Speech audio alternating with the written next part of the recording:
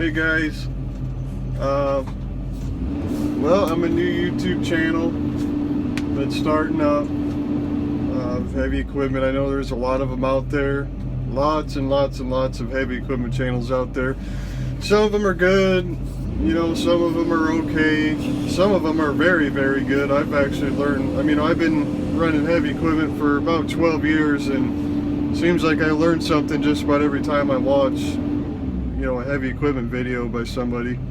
There's quite a few of them out there. I'm not going to go through naming names because honestly I don't remember half of them, so I'm not going to talk your ear off the whole time. This first video, I'll just kind of let you check out what I'm doing here. Basically what it is where that skid loader is sitting, you'll notice that where I'm stripping got a lot narrower. Well, all the way from that skid loader to the pavement going that way, that's going to be a new road.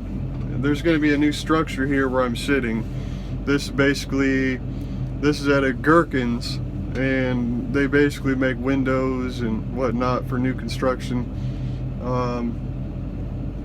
And they're going to put a new, I don't know if it's a warehouse or what it is, I'm not 100% sure yet, but it's going to sit right where I'm sitting, and where the skid loader is, that's going to be the main entrance to the new building. So we're just stripping that, and then we're going to put some rock down, probably some nice heavy construction entrance rock, so when they're building it, nobody's tracking mud and dirt and everything else onto their nice parking lot. And where I'm sitting, it's a 40 foot by 200 foot area, basically from the right side of my machine all the way to that parking lot. It needs to be stripped, and all the way down to that concrete that's about 200 feet down. The road starts to curve to the right. Gonna strip it all the way down to there. You probably can't see the orange line, but that's our 40 foot mark. Basically just gonna strip it and throw some fill in here and pack it and dig the footings and call it a day. And let the concrete boys do their thing, and we'll come back, in a couple weeks and backfill. And then, our time will pretty much be done here as far as I know. Sure, we'll have a little bit of final grade to do or something, but nothing too extreme. Getting the bulk of the work done today. I'm in a Caterpillar 320 excavator. Seems to be the most efficient way to strip, if you're going to load at the same time. If you're not going to load the strippings and they only got to be moved, 50 feet, 100 feet, something like that, then the dozer, skid loader, something like that would be much more efficient than an excavator, because you'd have to double throw it, triple throw it. But if you're loading it out, then your best bet is to use an excavator. I'm loading it out onto a dump truck, and that dump truck is taking it about 5 miles away and dumping it, stockpiling it. So it's he's usually gone about 20 minutes, 30 minutes. So he's not gone too terribly long. And while he's gone, I like to stockpile a little bit.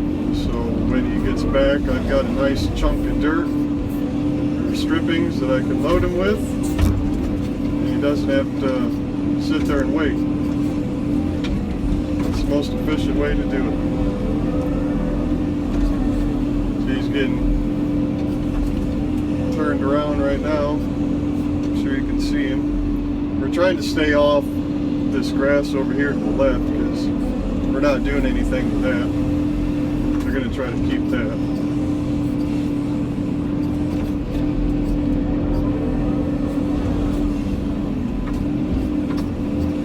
See, now that I've got a pile, I'm able to load them quite a bit quicker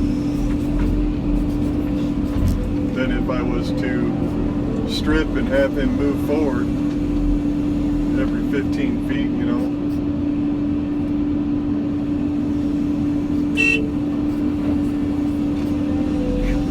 That's kind of a pain for everybody. It's a pain for me having to move every 15 feet. It's a pain for the driver. makes everything just take that much longer.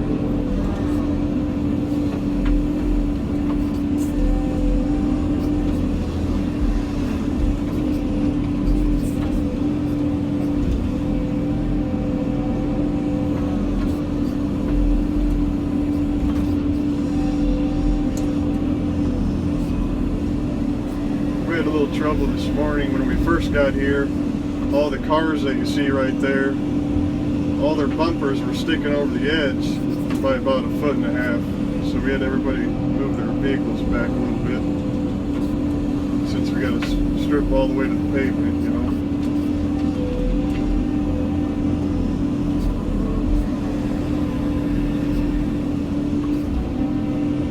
Basically just had the skid loader come in behind me and do some cleanup. Push it to me.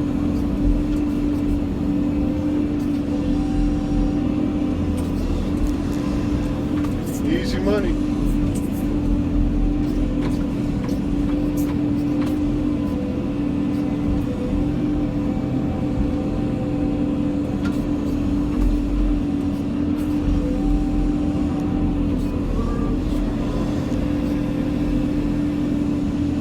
Remember, throughout this video, if you guys are liking what you see, you'll see a lot of stuff like this. So if you're into heavy equipment and dirt work, make sure you hit the like button, hit subscribe if you want to see more,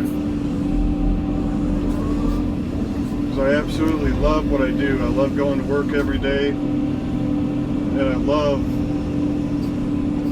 trying to come up with better and different ways to do things, you know, to help people become more efficient.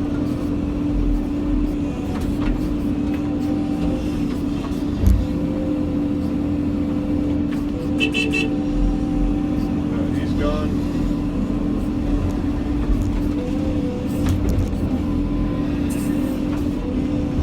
There's really not a whole lot to tell you in this first video. I mean, basically all I'm doing is stripping. I mean, it's pretty basic, so not really a whole lot I can tell you. Maybe when the main dirt work comes into play, I'll be able to, but as far as right now,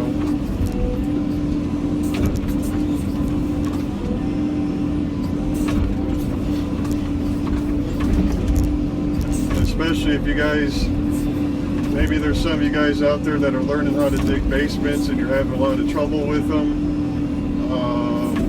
this would be a good channel for you. I mean, I do basements a lot. I bet I do. Usually at least three to, I don't know, I'd say 3 to 10 basements a week. Usually somewhere around there.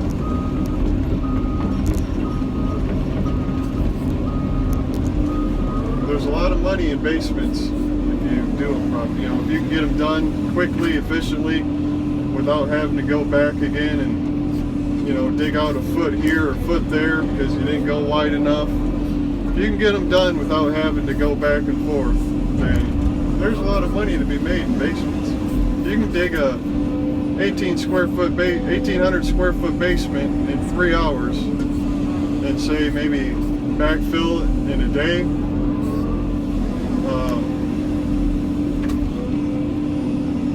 There's quite a bit of money to be made. A lot of people, you know, it takes them all day to dig an 1800 square foot basement, and it takes them a couple days to backfill it, and just lack of efficiency, basically. Either too small of a machine or lack of efficiency. There's a lot of problems.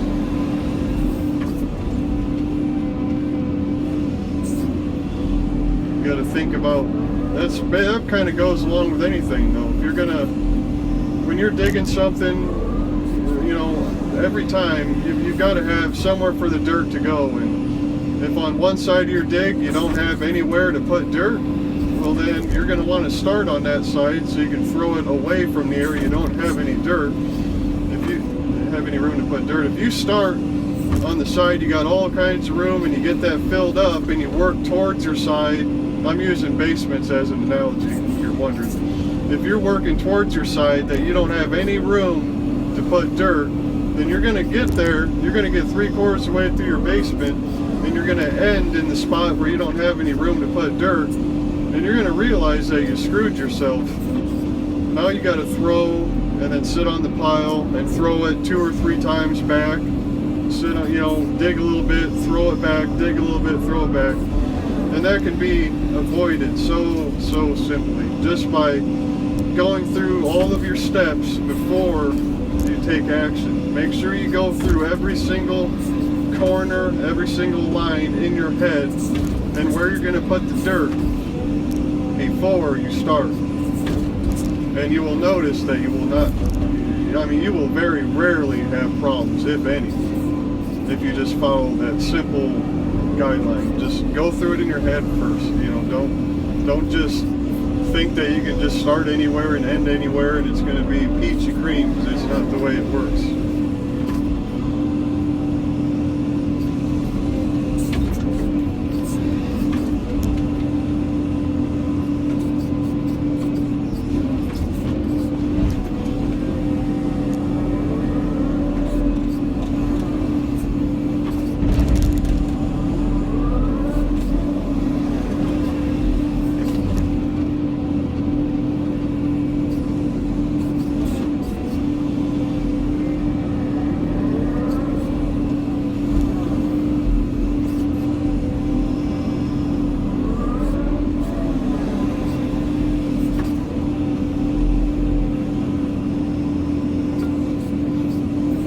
As I'm going through this, I'm kind of looking for different things like drains,